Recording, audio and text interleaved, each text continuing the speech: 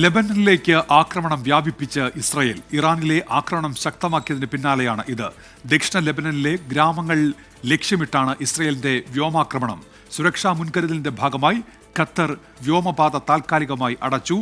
മുഹമ്മദ് അൻവർ വിവരങ്ങളുമായി ഇപ്പോൾ international news ഡെസ്കിൽ നിന്ന് ചേരുന്നുണ്ട്. അൻവർ, എന്തൊക്കെയാണ് ഇപ്പോൾ സംഭവിക്കുന്നത്? ഡോക്ടർ ഉന്മേഷ്, ഇസ്രായേൽ ഇറാനിലെ ആക്രമണം ശക്തിപ്പെടുത്തുകയാണ്. അതിന് പിന്നാലെയാണ് സമീപ പ്രദേശങ്ങളിലേക്കും ഇസ്രായേൽ വ്യോമാക്രമണം വ്യാപിപ്പിച്ചിരിക്കുന്നത്.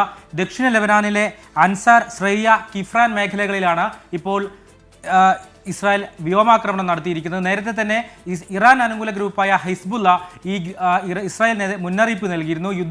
യുദ്ധസമാന സാഹചര്യം, സംഘർഷം കൂടുകയാണെങ്കിൽ, തങ്ങളെ സഹായിക്കുന്ന ഇറാനെ ഇസ്രായേൽ കൂടുതൽ ആക്രമിക്കുകയാണെങ്കിൽ ഇസ്രായേലിനെതിരെ ആക്രമണം നടത്തുമെന്ന് നേരത്തെ ഹിസ്ബുള്ള മുന്നറിയിപ്പ് നൽകിയതാണ്. പക്ഷേ അവർ അത്തരത്തിലേക്ക് ആക്രമണത്തിലേക്ക് ഇതുവരെ കടന്നിട്ടില്ല. അതിന് മുൻപ് തന്നെ ഇസ്രായേൽ ഇവരുടെ ശക്തി ദുർഗങ്ങളായ ദക്ഷിണ ലെബനാൻ മേഖല വ്യോമാക്രമം കൊണ്ട് ആക്രമിച്ചിട്ടുണ്ട്.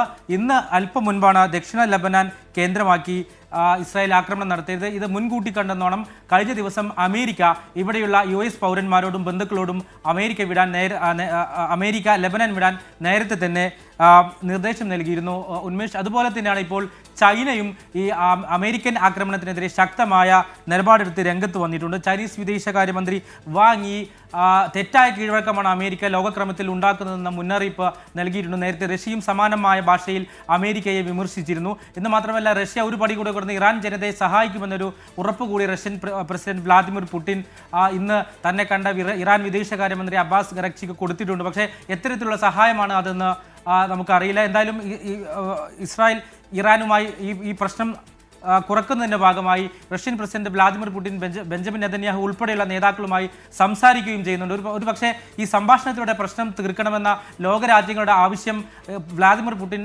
ഏറ്റെടുത്തു എന്ന് വേണമെങ്കിൽ നമുക്ക് പറയാം. ഈ പ്രശ്നം ലഘൂകരിക്കുന്നതിൻ്റെ ഭാഗമായി അദ്ദേഹം ഇസ്രായേൽ പ്രസിഡന്റ് അടക്കമുള്ളവരോട് സംസാരിക്കുകയാണ്. ഇറാനിൽ നിന്ന് വരുന്ന ഏറ്റവും പുതിയ റിപ്പോർട്ടുകൾ പ്രകാരം അവിടെ ഇസ്രായേൽ ആക്രമണത്തിൽ മരിച്ചവരുടെ എണ്ണം 400 കടന്നിട്ടുണ്ട്. അവിടെ ആശുപത്രികളിലൊക്കെ രോഗികൾ പരിക്കേറ്റവരെ കൊണ്ട് നിറഞ്ഞു കഴിഞ്ഞിട്ടുണ്ടെന്ന് അവിടുത്തെ UN മിഷൻ റിപ്പോർട്ട് ചെയ്യുന്നുണ്ട്. എന്തായാലും ഈ ആക്രമണവും പ്രത്യാക്രമണവും തുടർച്ചയായ 12ാം ദിവസവും തുടരുകയാണ് ഉന്മേഷ്.